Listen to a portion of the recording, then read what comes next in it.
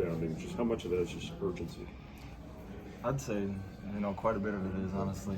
I think, the technical part and, kind of reading the rebound is one thing, but, also being able to not just sit there and watch. Watching film, I think that's something that I tend to do is, I try to overanalyze where the ball's going to come off, and I don't crash as hard as I should. So, a lot of it's just the hustle and, needing to be in the right spot and, actually tracking down the ball if there's a miss. It being a night, too, where your shots are going in, does offense fuel rebounding or does rebounding fuel offense?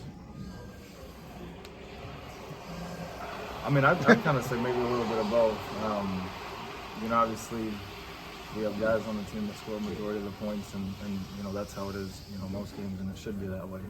They're two of the best players in the country, and obviously Fletch is right up there with them. So, when you have guys that can score the ball like they do, obviously the ball should be in their hands, but, for someone in my role that kind of goes in there and, shoots open shots, tries to create hustle plays, anytime that I can kind of get myself involved in the game in terms of rebounding, obviously it helps and kind of getting into a rhythm. Are they connected for you in terms of like confidence or just playing assertively? Like if you're doing it as a shooter, you may be also doing it as a rebounder, that sort of thing? Yeah. Just a mindset thing? Yeah, I would say so. I just think, obviously when you start to play well and, start to see, more rebounds, and obviously it helps us get stops. I feel like, basketball just rewards you that way. If we can get stops, not let them get offensive rebounds, we're scoring most of the time. The first 2 threes came in response to their 11-0 run, and then you guys go on a 10-0 run. Mm-hmm. How big was that you didn't, kind of falter there when it got really bad there in the first half? Yeah, I think one thing we talked about is just we can't always have energy when things are going well. Obviously, I was able to make a couple shots. Passed up on a wide open one that I should have shot, and I heard about it from quite a few people. But I just think, it kind of stems from, Fletcher made a great point at halftime. Is one, we can't be pointing fingers at anybody. That's not going to help us at all. And then secondly is we always got to have energy, whether shots are going in or shots aren't going in. We still got to be able to play hard and compete. You said heard it from quite a few people. You mean the crowd? I heard it from the crowd. I heard it from, I'm not going to name specific people, but it was coaches, players. I think my dad was probably yelling at me too. I didn't even look up at him, but I was probably hearing it from everybody. Do you respond to that better now than earlier in your career, even earlier this season? How so? Do you respond, if you hear that sort of reaction to a moment like that, do you feel like you respond to that better? I just say, you just kind of got to tune it out. Obviously it's different when you come back in the huddle and everybody's yelling at you to shoot the ball. But, obviously they're telling me to shoot it for a good reason. So, I got to continue to be better and continue to have confidence in myself that, I'm going to make the next shot every time. I think that specific play came on a turnover in the backcourt where the shot clock only resets to 20. Were you guys kind of aware of that rule, or because typically you'd have another 10 seconds there? Yeah.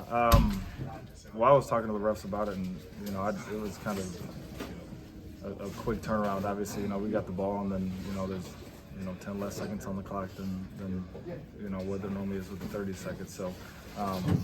I would just say being able to get that, kind of possession back was key. Is it a little bit like with the analyzing rebounds, your shot selection? You just need to get out of your head a little bit and play basketball? Yeah. I'd say I definitely, want us to always take the best shot. And sometimes the best shot's me being wide open and I still won't shoot it. Because I'm just trying to think that we can get a better one. But, with rebounds, it's the same way. I'm focused on where the ball is instead of actually just going in the crash. So it's kind of goes hand in hand with both those. What did you see on that last offensive rebound, the one where Trey missed it off the top of the board? Yeah, I just saw him shoot it, and I thought he was either going to go kind of hit the top and go over, but it's kind of able to fall right over the top of those guys, and I was just able to jump up and get it. So. Last year, it felt like you could always count on Zach to give you 25 to 30 points. And now Trey's kind of in that realm. Yeah. To get 30 points from him tonight, but know you could go to him down the stretch and he was going to carry you. Mm-hmm. How, confident does that make the team, knowing you have that guy who is going to make the winning plays in the winning moments? Oh, yeah, we're very confident in TK. Obviously every time, me personally, every time we throw him the ball, I think he's getting the bucket. Doesn't care if there's double team, triple team, he's either going to score or make the right play. And obviously, we got Braden too, who can score the ball at any play or make the right play at any moment. So, between those two guys, I know it was TK mostly, but I'm extremely confident in everyone on this team. You guys haven't, down this stretch of the season, always gotten that stop at the end of a game, a close game, maybe especially away from home. What do you feel was different tonight, and is there something about that can carry forward? I would just say that we kind of started off the game very slow. I think a lot of guys would agree with that. We didn't play with as much energy as we needed to. And I think kind of the rest of the game we were able to kind of lock in, focus on the little things. And obviously, when everybody's locked in on the same page, it kind of helps get those stops. And, everyone knows what everyone's doing, and, we all have each other's back. Even though a lot of you guys have been there before, is there an adjustment period of just getting back into tournament basketball? I would say so, yeah. Obviously you got to prepare your bodies every night. Obviously we'll get back late tonight.